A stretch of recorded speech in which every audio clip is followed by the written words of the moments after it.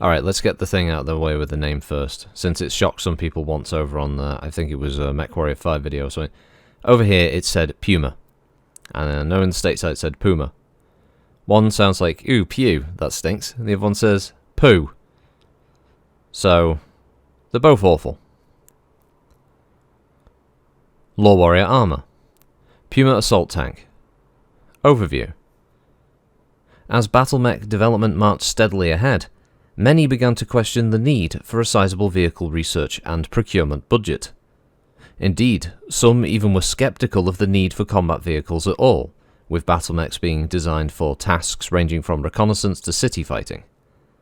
A general in the regular armoured command caught wind of these doubts and became fearful for his position and his entire department. The Puma assault tank was the response to the encroaching Battletech regiments. Designed so an armour lance of these could hold their own against a typical Battletech lance, the Puma was assigned to armoured assault units, often utilised in important military operations where the fighting was expected to be fierce. Capabilities. The Puma resembles Age of War tanks that once ruled the battlefield before the Battletech was introduced, and it employs a potent PPC as its main weapon. A pair of side-mounted LRM-20s and a frontal SRM-4 round out the Puma's versatile armament. An array of lasers and rear-mounted flamer keep all but the most fanatical infantrymen away from this vehicle, regardless of whether they're friend or foe.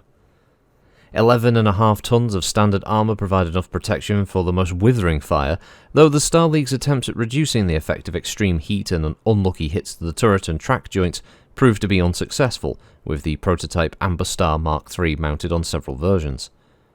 This armour would reappear in a workable version, though, on several clan battle armour designs, centuries later. Deployment. The Puma, along with several other designs, put into production at the same time, revitalised the Star League's armoured vehicle industry. In the original Star League, company and battalion commanders would deploy these lances in a diamond formation, each about 100 metres apart from one another. The overlapping LRM and PPC coverage gave each unit a strong rally point and an anchor for combat situations and defensive formations. As upgraded Pumas are being distributed as quickly as possible to the remaining Comguards and Protectorate militias, many are concentrating them in units surrounded by light hovercraft or VTOLs. If the light vehicles find themselves in a situation they can't handle, they'll pull back toward the Pumas for a powerful safe haven, often hidden. The subsequent ambush has caught several Davian Lancers off guard on New Avalon during the latest round of fighting in the capital city. Variants. The Puma is one of the few Star League-era vehicles still produced mostly in its original 005 configuration, when both Comstar and Word of Blake restarted production at separate times in 3065. However, both Word of Blake and the remaining Comguard facilities have taken advantage of recent acquired technology to make the Puma even more effective. The 007 variant is the more common version distributed amongst Protectorate militias, and it carries a heavier ferro-composite and a light fusion engine. The main PPC is replaced with a heavy version of itself, and all the missile racks are swapped out for a trio of large multi-missile racks, arranged similarly to the original. For defense against small units, a pair of machine gun arrays and a front-mounted anti-battle armor pod along with case protects the costly improved C3 modification inside the 007 chassis. The less commonly seen 008 was distributed by Word of Blake to a few high-ranking Protectorate Tank Corps officers. It's designed to keep the commander safe at all costs. 3 Artemis-enhanced multi-missile racks and an extended-range PPC slaved to a targeting computer are the only offensive weapons. To keep the commander out of harm's way, 3 anti-battle armor pods and an amazing 6 anti-missile systems dot the hull of this tank. Guardian ECM hides it when it's lying in ambush, and heavy ferrofibrous tops off the defensive measures. Notable crews. Lieutenant Reginald Lestrap. Operating a 005 Puma for the Epsilon Eridani Planetary Militia, the young lieutenant was one of the first militia soldiers to reach his machine during a 3069 AFS raid seeking a Word of Blake supply depot thought to be in Eridani's capital city of Madison.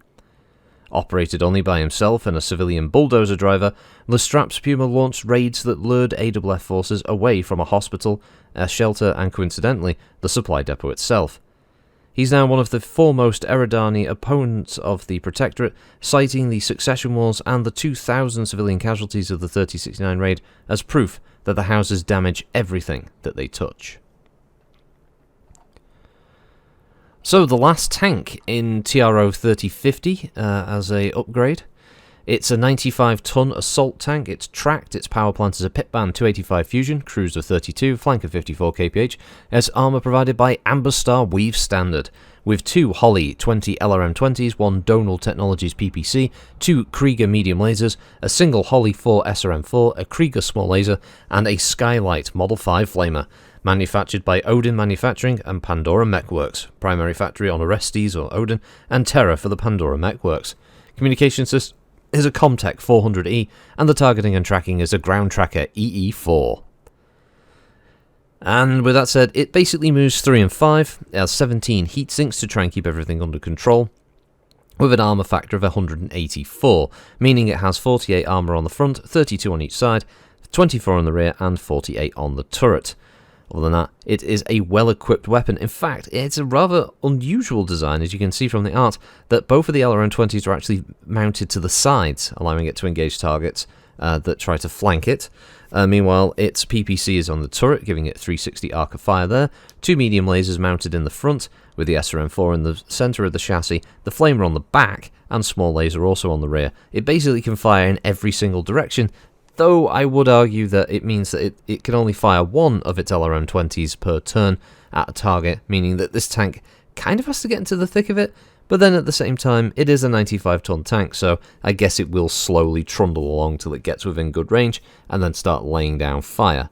I would say, though, that as a weapon system that relies on turning its sides or having its sides exposed to fire its LRM-20s, maybe the armour factor should have been slightly askew to give the side armour a little more protection and reducing the front a little bit, maybe putting 4 points each from the front, reducing the front armour to 40 and upping the 232s to 36s maybe. I don't know. Might have been a little better. Just those 4 extra points do make a difference. It's an alright looking tank, if not a little odd, in some cases. I believe it's also the vehicle that is used in the book as the sort of the assault vehicle's tag. So yeah, there's a piece of artwork for it here that is shown in the book, but isn't the artwork that's used for the TRO entry. It's a bit of an odd one. And as I said earlier, yes, it's Puma, whatever. You know it is. As the famous saying goes, you know, tomato, tomato, as we go. So that's the last of the armour there. I guess we'll be moving over to a different TRO in the future for the other vehicles. So it's been a fun one. There's been some interesting vehicles in there, and, you know, weird ones like the Fury, the Burke. We also had like the Thor assault vehicle, and some of the nice little slow movers. So we'll see what the next one brings. Until then, have a good one, everybody. Thanks for listening. I'll catch you next time. Bye-bye.